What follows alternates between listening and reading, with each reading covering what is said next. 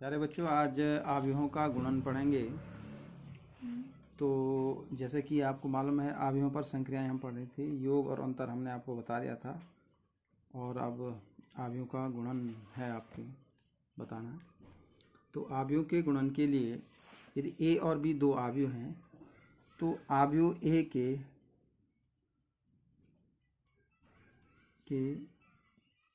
स्तंभों की संख्या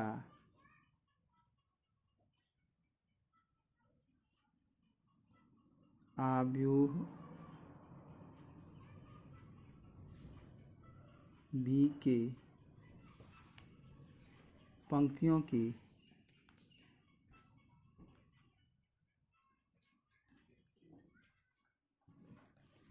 संख्या के बराबर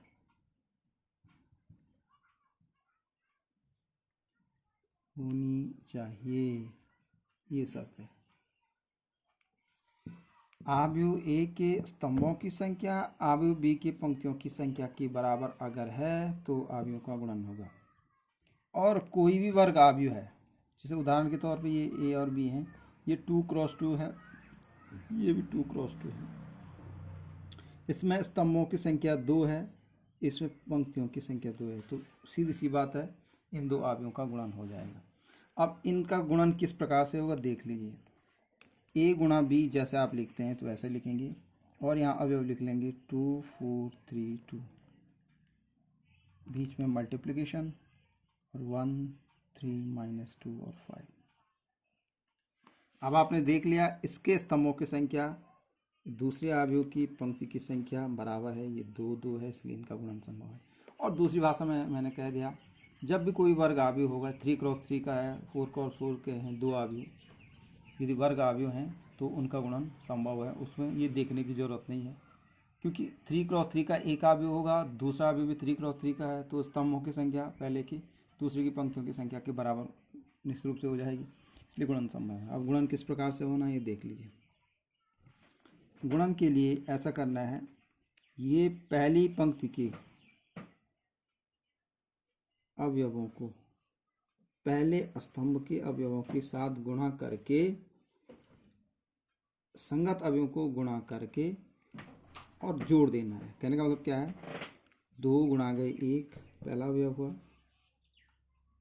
फिर प्लस 4 × -2 और ये एक अवयव बना। अब दूसरा अवयव इसकी बारी, ये पंक्ति इस स्तंभ से गुणा होगी, ये पंक्ति इस स्तंभ से गुणा होगी, तो क्या हो जाएगा 2 × 3 + 4 × 5। तो ये जो है एक पंक्ति के अवयव मिल गए। अब दूसरे के लिए, अब दूसरे को फिर 3 2 को 1 - 2 से मल्टीप्लाई करना है, उसी क्रम में जैसे ऊपर वाला की। अब इसकी बारी है तो अवयव यहाँ आएगा पहले, तब इसको इससे मल्टीप्लाई करके यहाँ अवयव आएगा। तो फिर दोबारा देख लीजिए, 3 × 1 + 2 × -2, फिर इसको इससे मल्टीप्लाई करेंगे 3 × 3 + 2 × 5।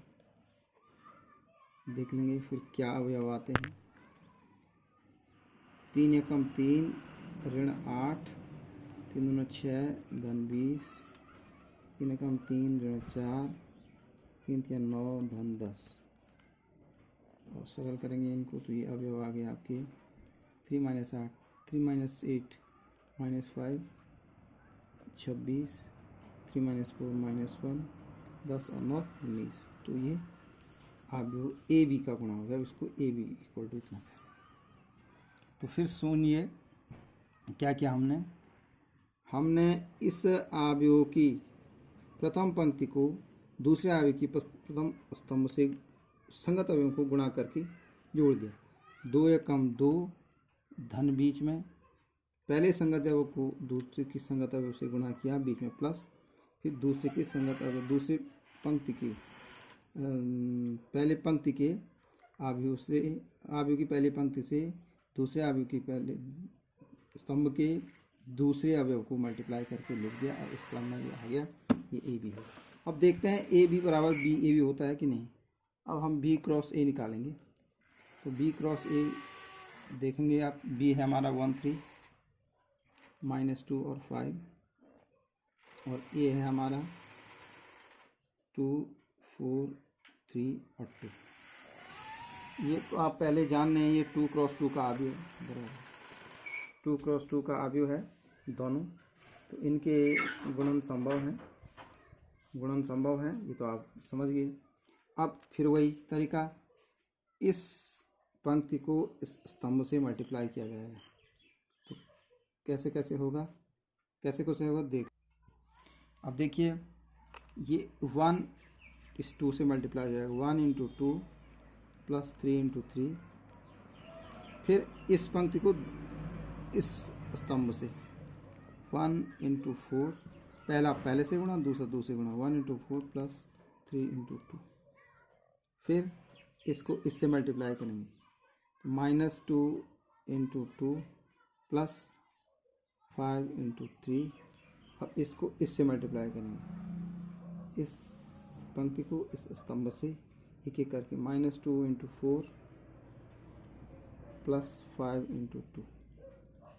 सॉल्व करो,